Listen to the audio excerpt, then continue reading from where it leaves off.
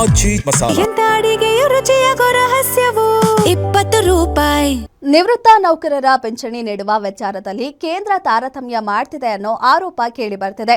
ಈ ಕುರಿತಂತೆ ಹಲವು ಬಾರಿ ಮನವಿ ಮಾಡಿದ್ರೂ ಪ್ರಯೋಜನ ಆಗಿಲ್ಲ. ರಿಚ್ಮಂಡ್ ವೃತ್ತದಲ್ಲಿರೋ ಪಿಎಫ್ ಕಚೇರಿ ಮುಂಭಾಗ ನಿವೃತ್ತ ನೌಕರರು ಬೃಹತ್ ಪ್ರತಿಭಟನೆ ನಡೆಸಿದ್ರು. ಸಾವಿರಾರು ಸಂಖ್ಯೆಯಲ್ಲಿ ಸೇರಿದ್ದ ನಿವೃತ್ತ ನೌಕರರು ಸದ್ಯ ಸಿಕ್ತಿರೋ ಪಿಂಚಣಿ ಕನಿಷ್ಠ 7,000ಕ್ಕೆ ಏರಿಸುವಂತೆ ಮನವಿ ಮಾಡಿದ್ರು. ಸತತ 42ನೇ ಪ್ರತಿಭಟನೆ ಮಾಡ್ತಿದ್ರು. ಬೇಡಿಕೆ ಈಡೇರಿಸುತ್ತಿಲ್ಲ. ಪಿಂಚಣಿ ಮೊತ್ತ ಏರಿಸುವಂತೆ ಹೈಕೋರ್ಟ್, ಸುಪ್ರೀಂ ಕೋರ್ಟ್ ಆದೇಶ ನೀಡಿದ್ರು ಪಾಲನೆ ಮಾಡ್ತಿಲ್ಲ ಅಂತ ಆರೋಪಿಸಿದ್ದಾರೆ.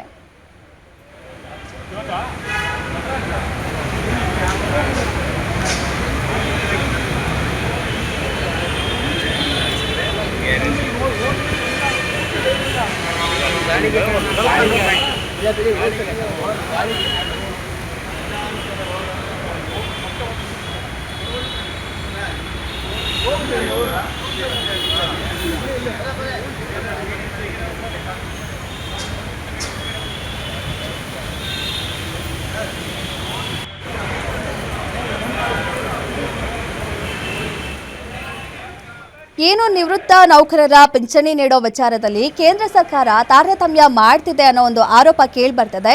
ಈ ಕುರಿತಂತೆ ಹಲವು ಬಾರಿ ಮನವಿಯನ್ನ ಮಾಡಿದ್ದಾರೆ.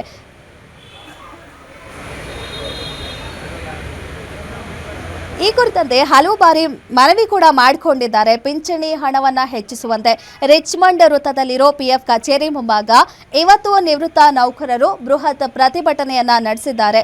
ಸಾವಿರಾರು ಸಂಖ್ಯೆಯಲ್ಲಿ ಸೇರಿದ್ದಾರೆ ಅಲ್ಲಿ ನೌಕರರು. ಸದ್ಯ ಸಿಕ್ತಿರೋ ಪಿಂಚಣಿ ಹಣವನ್ನ ಕನಿಷ್ಠ 7,000ಕ್ಕಾದ್ರೂ ಏರಿಸುವಂತೆ ಮನವಿ ಮಾಡಿದ್ದಾರೆ.